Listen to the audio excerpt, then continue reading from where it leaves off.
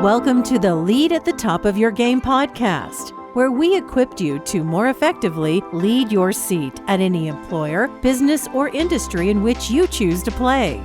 Each week, we help you sharpen your leadership acumen by cracking open the playbooks of dynamic leaders who are doing big things in their professional endeavors. And now your host, leadership tactics and organizational development expert, Karen Farrell Rhodes.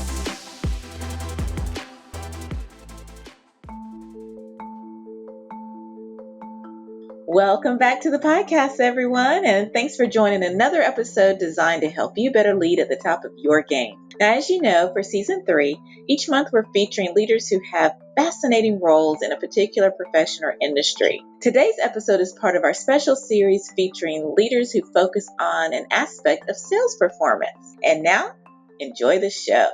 Hello, my superstars. This is Karen, and welcome to another episode of the Lead at the Top of Your Game podcast. You know, when you run in the professional circles, which include, prominent people such as Jeff Bezos and Elon Musk, I'm sure you really gather very interesting perspectives and experiences in the world of work. I'm sure they're abundant. And I'm so excited to tap into our guest today on his brilliance that I'm sure he has gained over the years working with such great leaders who've made a difference in our world of work. We are so pleased to have on today's show, Darr Aley. I think I mispronounced that, but he's going to correct me in a second. We're going to get it right. But he is the Chief Commercial Officer and co-founder of Aidentified, which is a software company that uses AI and data to help sales and wealth management professionals prospect and engage their top prospects. Now, that is a mouthful, but when we had a chance to really dive deep into what the company did, they're doing some absolutely amazing work. So we're going to allow Darr to go deeper in that with you in just a second. But before we do so, we want to welcome into the podcast. So welcome to the podcast, Darr. Thanks, Karen. Great to see you and great to be on the show today. Oh, it's fantastic to have you on the show as well.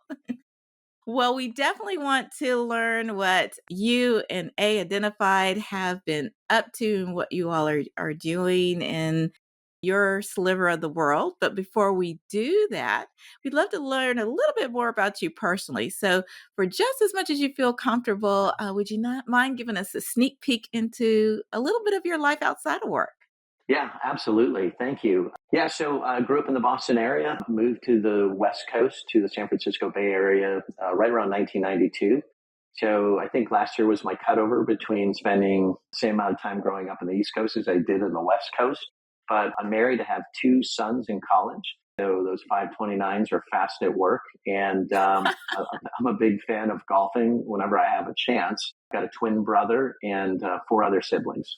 Wow, it sounds like a large but exciting family. I'm sure they keep you on your toes, right? Absolutely. Absolutely. Well, as some recent empty nesters, we have a daughter that just graduated from college. Those 529s were put to work, thank goodness. And we live to tell the story on the other side. So I wish you tons of luck. Thank you. Thank you. And by the way, my husband's probably going to hunt you down because anybody that loves to golf, you're his best friend. So that's another connection there. Well, you're in a beautiful place with lots of great golf courses for sure. Oh, I know. And great weather. So we're so jealous.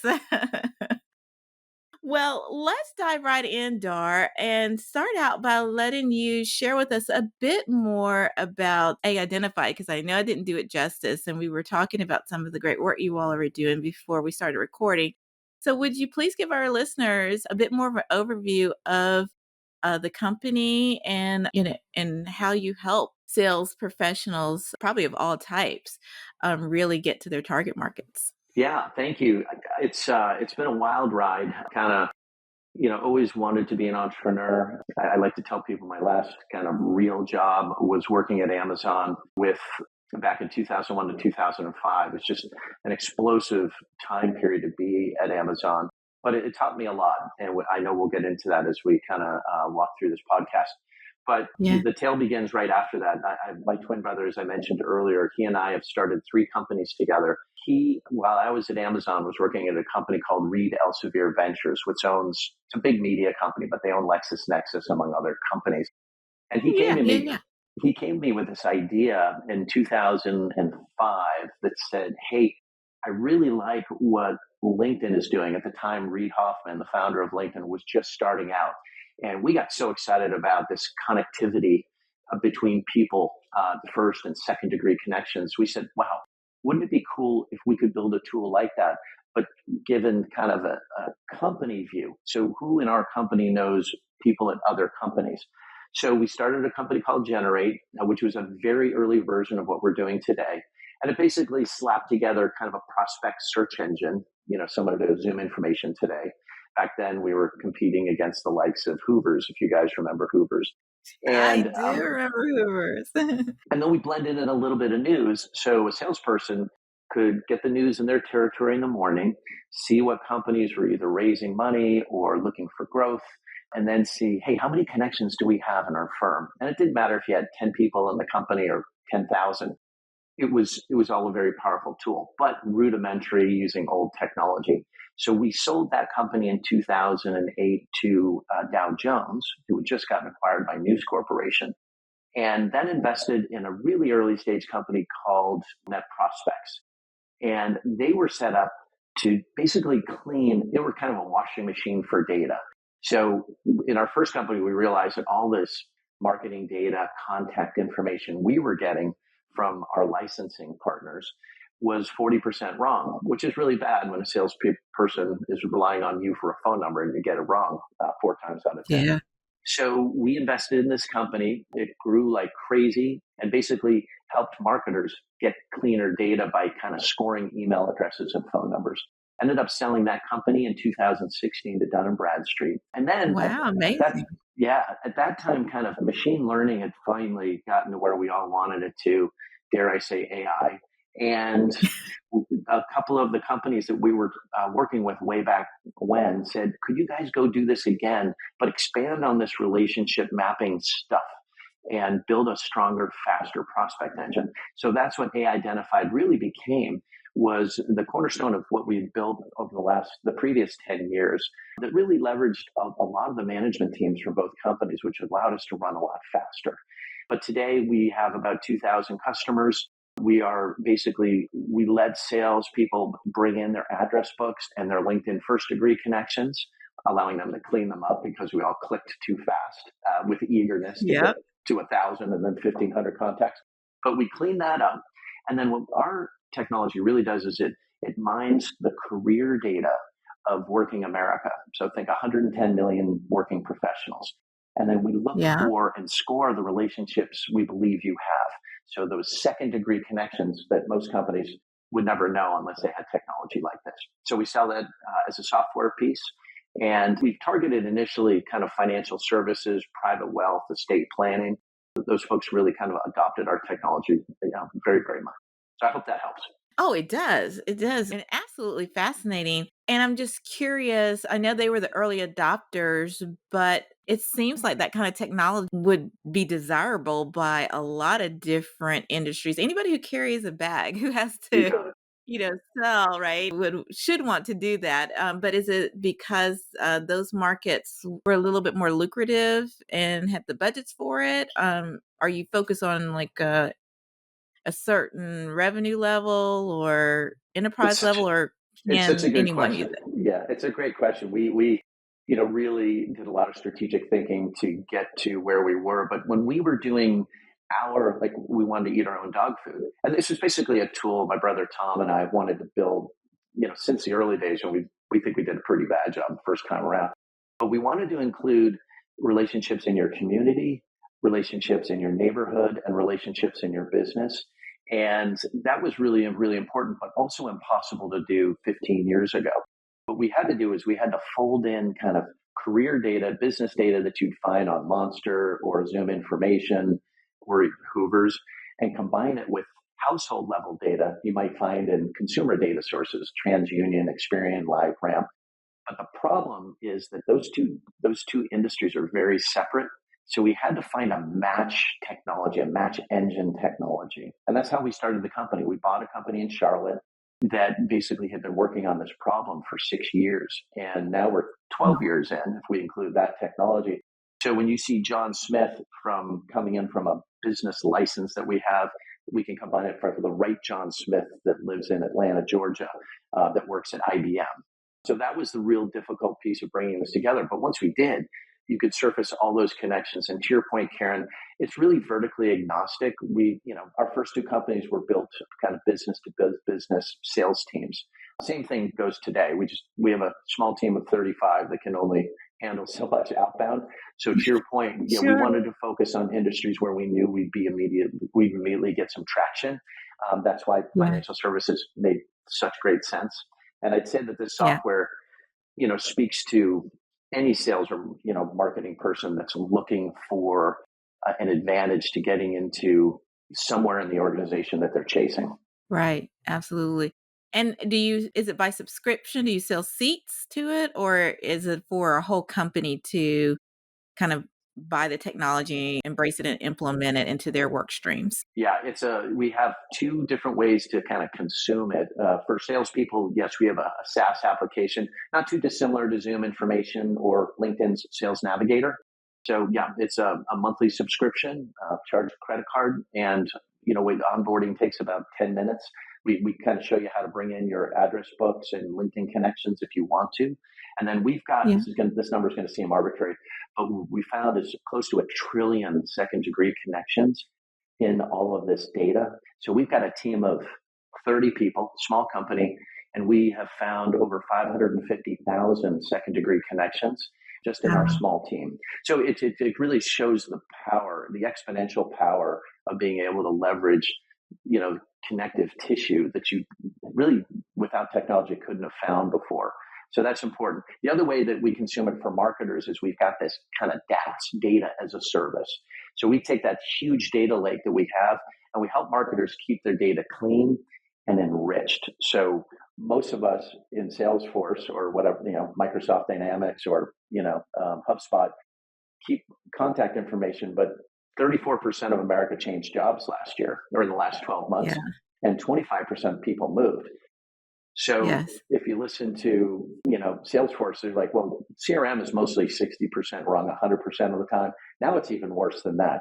So we thought that if we could create a digital way for you to keep your CRMs clean and also enriched, and we can talk about that later, it really kind of helps the salesperson stay current, especially if they missed that, our company raised a Series B or, their clients sold their company because their territories are so big generally that they want to have a better way to organize it.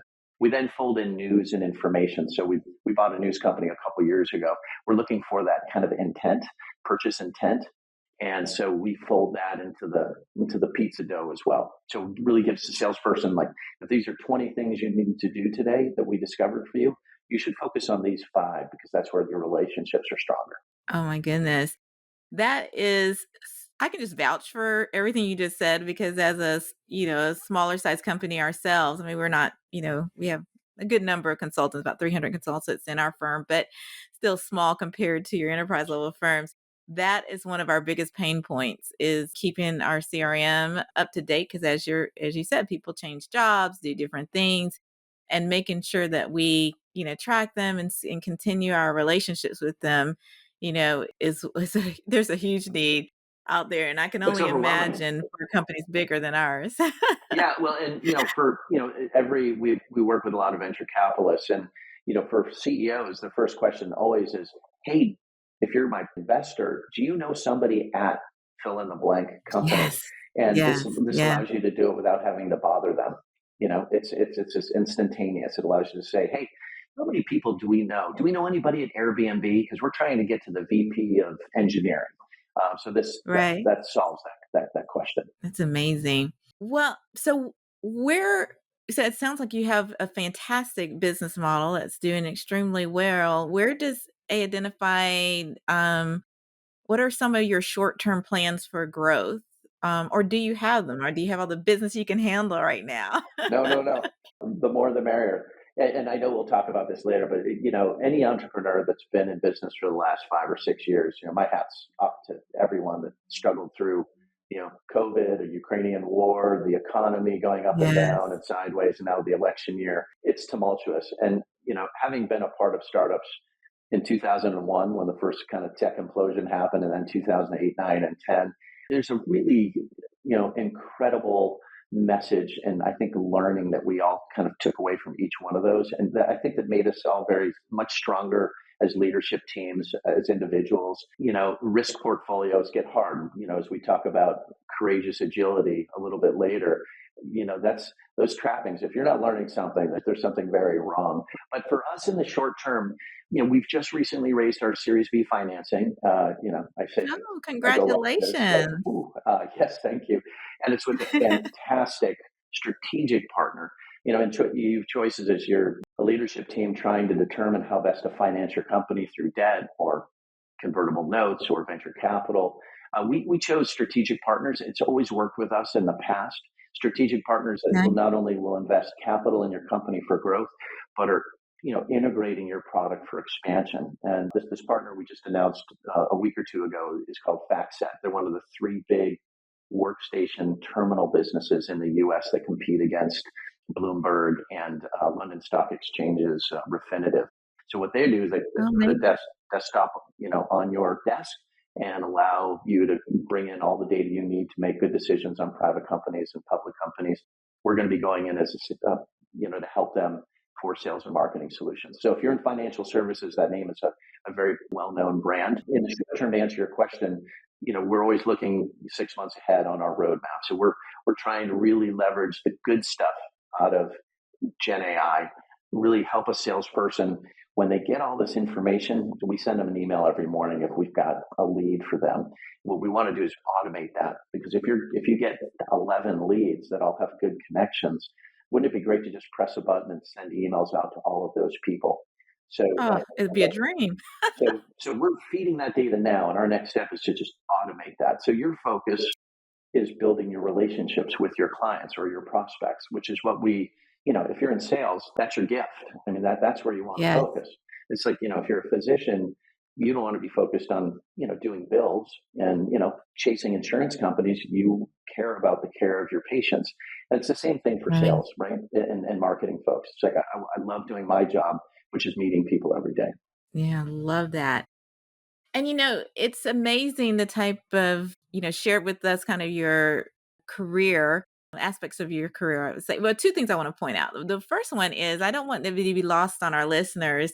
You had mentioned that in your early days in some of the earlier companies, you did a quote unquote bad job, if you will. But I beg to differ, because I think with the technology that was available at the time, you all did amazing innovative thinking and implementation. And we always talk about leadership execution on the show. You did the best with what you had, so much to the fact that someone wanted to purchase you all. So I would just want to, give you kudos for that. And it sounds like you continue to fold in technology as we continue to advance in making, your businesses even better. So I just wanted to stop there and and say sometimes when it's tough, you continue to go. And I know we're going to talk about this in a second, but it sounds like you did great early on. But then also you've had the unique experience of witnessing high growth, fast growing companies, both in their early stages all the way through becoming more mature companies.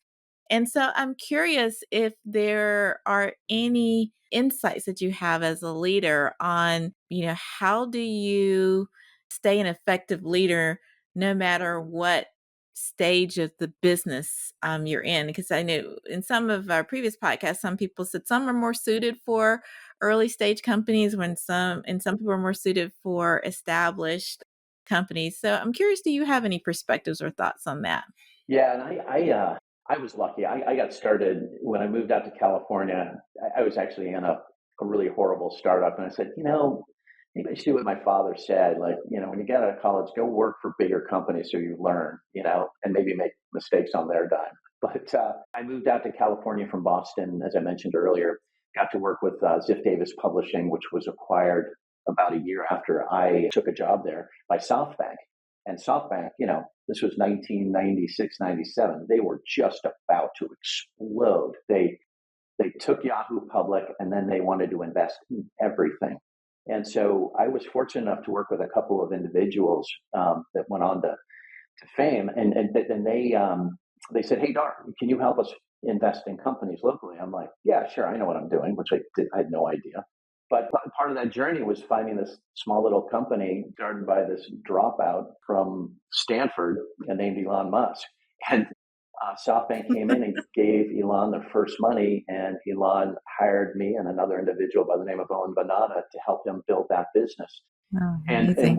it was basically a city guide that we had Knight Ridder and New York Times, basically initially trying to convince vendors to put their information online, which was no easy task, but it was a wonderful ride. Elon was an incredible thought leader. He literally never left the office. He was found many mornings by me because I had to drag him out to, a distribution partner, an advertiser sleeping under his desk. But, what he taught me was just that, the city doesn't sleep, right? You've got to keep going much faster than the pace of everybody else. That innovation that really kind of stuck to me. From there, I went up to work at Amazon, as I mentioned earlier. And, you talk about a team that was just so unbelievable. I always called it the largest startup I ever worked for because I got there in 2001. They had already gone public, but the markets were down. I think they were trading at $13.50 when I took a job, and that's a little different today.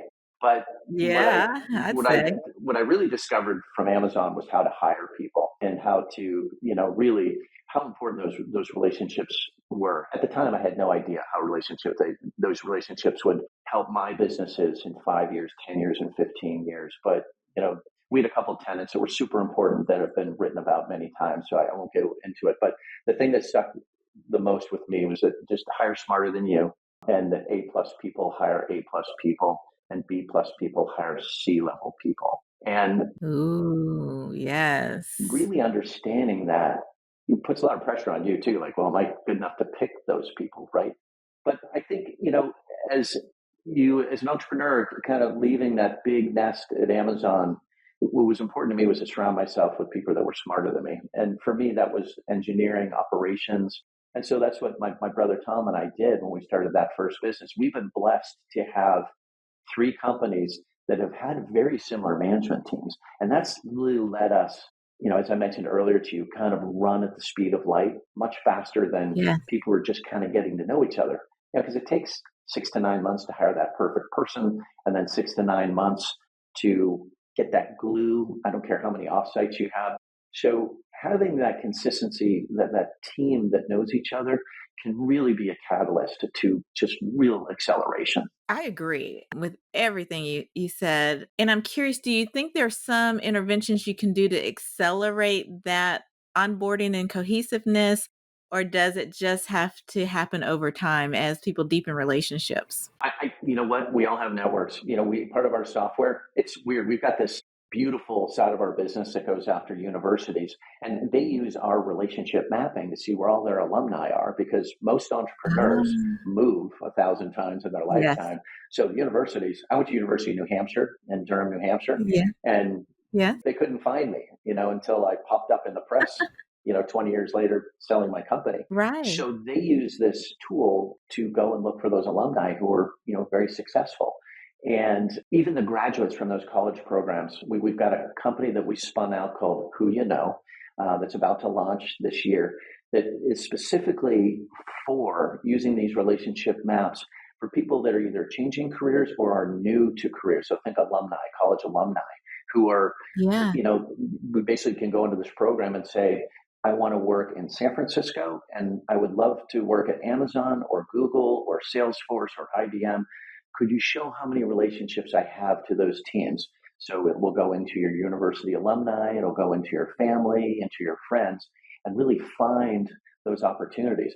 So again, to your point, when you start a company, we all have networks, whether you're in real estate, which the network is your product, or you're in financial services where you're relying on a team as much as your own relationships. Yeah. Those really, I think, drive growth. And so from my brothers and my perspective, leveraging those relationships as we started our first company together was easy. So we were just saying, okay, well, we want to be in Boston. Well, actually, I wanted to be in California, but he wouldn't leave Boston. But we that's I love both places, yeah. but yeah, I see. But we hired our CTO there because my brother, had worked with him at Ziff Davis. Hired our Yeah. CFO there because he had helped us, write our first business plan together. Mhm. And we hired our first lawyer, this incredible woman, Juliana Spofford, who fast forward years later, all three of those people are still working with us. So they're gluttons for punishment. Wow. But it's Yeah. and you're not sometimes organizations aren't that lucky. But it doesn't matter if you're starting a company at 19 or 62, we all have these networks that are discoverable. We do. And by the way, part of our short-term roadmap is to kind of create this freemium product so people can come in and test it for themselves. So we're hoping that helps. Everybody who's listening Yeah. can say, "Oh, I'm going to go in and try that out." Of course, try before you buy. That's right. That's that demo that you get sold once you see the power of the technology and what you all are doing. Now, Darr, I'd be remiss if I didn't give you at least a few seconds to talk about your perspectives on how AI is going to affect our long-term markets in general. I mean, it's a core piece of your technology, but it's really become in the lexicon of everyone. I was at Microsoft for longer than I want to share. So we had heard about it for a long time. But in the general public, they hadn't, and they think it's come overnight. It hasn't. But I'm just curious from your perspective, are you nervous? Are you excited? Or are you still waiting to see how it will evolve and change how we operate in the world? It's a big question, isn't it? And I think, we had a similar chapter when the web first came out. They were Yes. the Hmm. supporters, Mark Andreessen, the advent of the browser when Mosaic came out, and Yeah. everybody was terrified. And, if you go back to our childhoods and remember the film Odyssey and how, all the bad that can happen. So, Yeah. yeah, I mean, there are a lot of bad things that happened with the web, but there were way better things that happened as well. That's Social true. media was terrific for the mental health of our kids, but there were other benefits to social media. So it's such an important question to ask, and there's so many people trying to answer that question. For me personally, I think this is the advent of some really beautiful, significant social impact changes that we're going to see evolve. If we can improve, all of our delicate resources on this earth using AI, it's going to be fantastic. And you see this starting to work in water technology and poverty. Yes. That's what I'm hoping we can lean on. Yeah. I think that from a technology perspective, what I've seen early hasn't been monetized the way it will be. But all of these No. technologies, whether Yeah. it's Open AI, great new company called Inflection AI that Reid Hoffman started, that's trying to get more personal. So instead of just being a productivity tool like ChatGPT, it's really trying to use this emotional IQ to build a much more personal, relationship with the person that they're working with. I think that they can lead to some wonderful things, and that's what we're going to focus on, is that aspect that can truly help the sales function and the marketing function be better at what they do. There's clearly a dark side, and I'm hoping that we learn how to tame that. And you can see the pundits like Elon Musk and others who are trying to defend against it. But with new technology, there are good things and bad things. You hope that the good outmeasures the bad. Always. Yeah, Absolutely. And I'm very hopeful. I mean, I'm aware of, there's the good, bad, and the ugly of it, but I'm an optimist, kind of yes, like you, that I'm hoping that it will do a lot to advance like social good, medicines, things like absolutely. that. And hopefully we'll have some controls over it as we learn more and it evolves. And I think we will. So I'm hopeful for that. So, Yeah, but thank you for sharing that. yeah, absolutely. Well, I can't believe we blinked and we're closing out on time, Dar. Gosh, I don't know where the time flies when we're having fun. But I cannot let you go before we ask you our signature question for guests. As you know, our firm did a lot of research and wrote a book about our findings on different aspects of leadership execution, best practices. And so, out of the 7 topics that we write about in the book, we always love to ask our guests which one maybe resonated or popped out for you. And for our new listeners, all 7 are equally as important, and you use them in different ways at different times. But Darr, you were so kind to say leading with courageous agility really popped for you. And for my new listeners, leading with courageous agility is all about having the courage and fortitude to take calculated risks and stand up for what you believe in and just move forward, even if the future is uncertain or unclear. So it's all about still making baby steps, even when you have question marks and you're not sure about everything. So, Darr, curious minds want to know, why did courageous agility really resonate with you? Yeah, I was just came to my head, but I don't know if you remember the Peter Gabriel song called "Don't Give Up." But Yes, this last yes. 5 years, as I said earlier, it would have been. It's so easy to just fold up shop without thinking about the options that you have, and sometimes it's the right thing to do. You got to know when to say when. That's right. Failure. You know, 1,000 people have said this before me, but you learn more in failure than You you do in do. success. And I've certainly had my share of it, but the resilience that you build from that, I think, is remarkable, especially if you stay in the game. But we've had to take, it's really about taking those tough steps and having the bravery to understand if you need to pivot and what those pivots are. I think Yeah. fundraising for those of us who are entrepreneurs is always, it always looks so easy in the press, but it's one of the hardest things. And I would think that most entrepreneurs, it's the least favorite thing they have to do to start a business.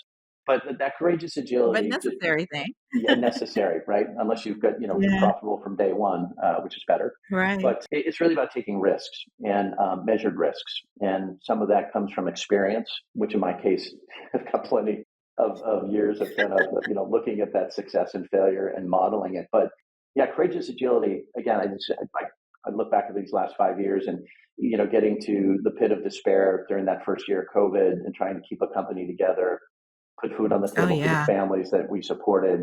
It was truly hard. And there were a lot of venture capitalists who would just shut down the companies they were, working on because they just didn't think they'd make Yeah. it through, or there was this fear, uncertainty, and doubt. And thankfully for us, we had a bunch of investors, including my brother and I, that were like, no, we're gonna see this through. What does it take to get to the other side? And that agility Right. was embraced by our board and our investors. It wasn't just us. So having good partners and Wow. good investors is really, really important for those tough times. But yeah, that's what resonated most with me among those great aspects of your book. Oh, wow, what a wonderful story. And if that's not a perfect example of why you need to have and continue to nurture, deep relationships, because you might need to pull on them sometimes when times are bad. And it sounds like you had the right people in the right seats to help support the company, even during those tough times, and you lived to tell the story. So congratulations on Thank that, you. Darr. Thanks, guys. Well, Darr, unfortunately, we're going to have to let you go at this time. But before we do so, I want to let all the audience know we'll have a ton of information about you and Aidentified in our show notes. But before we close out, I want to give you airspace to let our audience know where to find you and the company. Sure. Yeah. Thank you. And thanks for listening, everybody. Yeah. Uh, the company name is Aidentified, as Karen mentioned, and it's spelled AIDENTIFIED.com. That's where you'll find all the information on our business. And I think we win the award for the most vowels in any corporate name. So I hope I you think kept that so. together during the spelling, and I appreciate the time your listeners have. And Karen, you've been great as always. So thank you so much. Oh, thank you for the kind words. I really appreciate you, Darr. And thank you for the gift of your time and coming on the podcast. Absolutely. And thank you too, listeners, for the gift of your time. We know there are literally millions of other podcasts that you could be listening to, so we don't take your time lightly. And we thank you for your support. All we ask you to do is to like and subscribe and share the podcast with just one friend so that we all can do better about leading at the top of our game. Thanks again, and hopefully we'll see you next week. Take care. And that's our show for today. Thank you for listening to the Lead at the Top of Your Game podcast, where we help you lead your seat at any employer, business, or industry in which you choose to play. You can check out the show notes, additional episodes, bonus resources, and also submit guest recommendations on our website at leadyourgamepodcast.com. You can follow me on Twitter, Facebook, Instagram, and LinkedIn by searching for the name Karen Rhodes, with Karen being spelled Karan. And if you like the show, the greatest gift you can give would be to subscribe and leave a rating on your podcast platform of choice. This podcast has been a production of Shockingly Different Leadership, a global consultancy which helps organizations execute their people, talent development, and organizational effectiveness initiatives on an on-demand project or contract basis. Huge thanks to our production and editing team for a job well done. Goodbye for now.